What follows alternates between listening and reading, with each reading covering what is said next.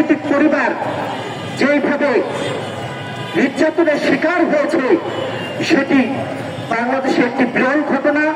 বিশ্ববাসীও জানে বাংলাদেশের গুমের ঘর, আইনের ঘর এবং অগণিত পুলিশের নির্যাতনের অত্যাচার।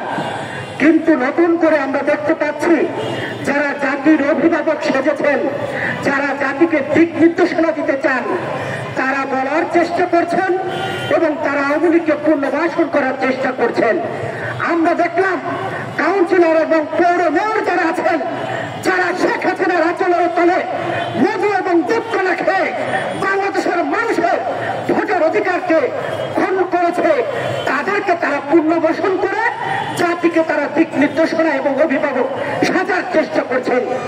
আমরা গতকালকে দেখলাম অন্তর্বর্তী সরকারের ডাইনে এবং বামে আওয়ামী লীগের প্রেতাত্মা এবং ভারতের প্রেতাত্মা ঘুরঘুর করছে। একজন বলার চেষ্টা করছে এই নির্বাচনে আওয়ামী লীগ অংশগ্রহণ করতে পারবে কোনো বাধারে। আমরা তাকে বলতে চাই, গত 17 বছরে রাজনৈতিক পরিবারের উপরে যে নির্যাতন, যে নির্মম গুম, হত্যা, আইনাহার, রক্তের যে দাগ, সেই দাগ শুকায়নি, কবরের মাটি শুকায়নি। এখন আপনারা এই জাতীয় নাগরিক যে কমিটি এবং আপনারা আওয়ামী লীগকে পুনর্বাসন করার চেষ্টা করছেন, অর্থাৎ বাংলাদেশের মানুষের যে কোন বিরোধী আপনারা অবস্থান নিচ্ছেন, আপনাদের বিচার এখন বাংলাদেশের মানুষ চাচ্ছে। কারণ গত 17 বছরে বাংলাদেশের সবচেয়ে ভয়াবহ 3টি হত্যাকাণ্ড হয়েছে। একটি হলো শাপলা চত্বর, আরেকটি হলো পিলখানা, আরেকটি হলো ছাত্র জনতার হত্যাকাণ্ড। এই গণহত্যাকারী শেখ হাসিনা 78 বছরের যুবতী মোদির কলেজে বাংলাদেশ নিয়ে ষড়যন্ত্র করছে, যেখানে বিশ্বের কোন মানুষ এই খুনি হাসিনাকে আশ্রয় প্রশ্রয় দিচ্ছে না।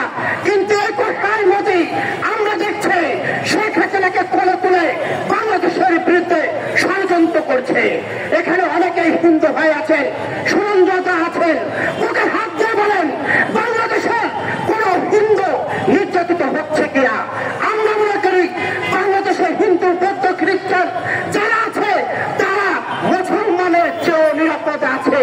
কারণ আমরা যখন মসজিদ থেকে টুপি পরে রাস্তায় দাঁড়িয়ে আছি, তখন আমরা এই মন্দিরকে পাহারা দেই, হিন্দু ভাইদের পাহারা দেই। আপনারা কি দেখেছেন ভারতে কোন অঙ্গরাজ্যে মন্দির থেকে বেরিয়ে আমার মসজিদকে নিরাপত্তা দেয়? আমরা সেখানে দেখি বাবরি মসজিদ ভেঙে দেওয়া হয়, আমরা সেখানে দেখি আমার মুসলমান ভাইদেরকে হত্যা করা হয়, আমরা সেখানে দেখি বৌদ্ধ খ্রিস্টানদেরকে হত্যা করা হয়।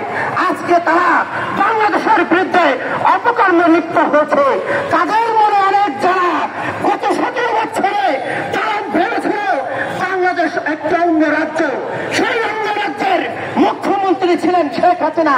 সেই শেখ হাসিনার পরাজয়ের যে জ্বালা, সেই জ্বালা মোদী সরকার সইতে পারছে না, যার কারণে বাংলাদেশ নিয়ে সে অপকর্মে এবং অপপ্রচারে ব্যস্ত হয়েছে। মোদীকে বলতে চাই, আপনার ভারতের দোষর এবং বুদ্ধিজীবীরা বলার চেষ্টা করত যে বাংলাদেশের চারপাশে ভারত। আমরা যারা ছাত্র জনতার আন্দোলনের পরে বাংলাদেশের মানুষ বুঝতে পেরেছে যে ভারতের চারপাশে আমরা, একদিকে পাকিস্তান, একদিকে চীন, একদিকে বাংলাদেশ। ভারতের আগ্রাসন বাংলাদেশের মানুষ আর মেনে নেবে না।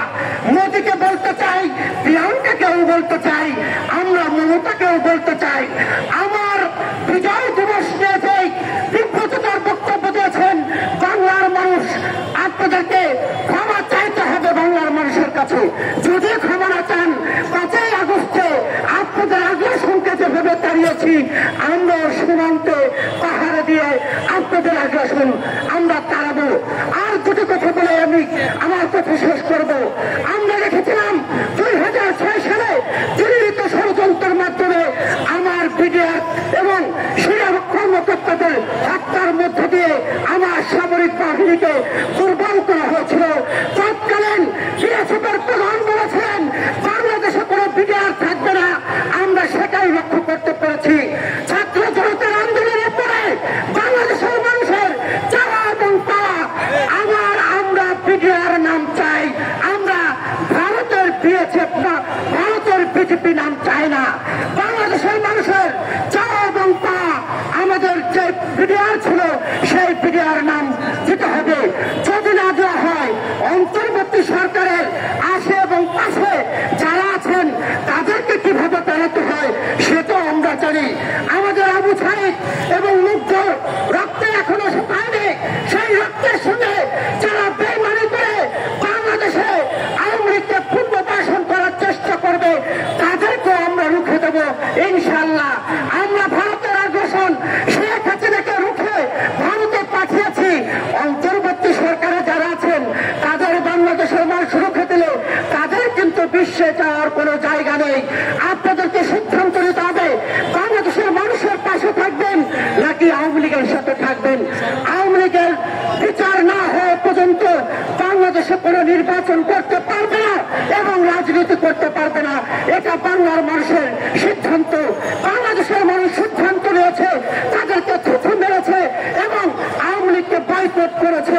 আর এখন আমরা দেখছি অন্তর্বর্তী সরকারে তারা পুনর্বাসন করার চেষ্টা করছেন। আমি বলতে চাই এই আওয়ামী লীগ আনসার লীগ তারা ব্যর্থ হয়েছে, ইসকন এবং হিন্দু লীগে ব্যর্থ হয়েছে।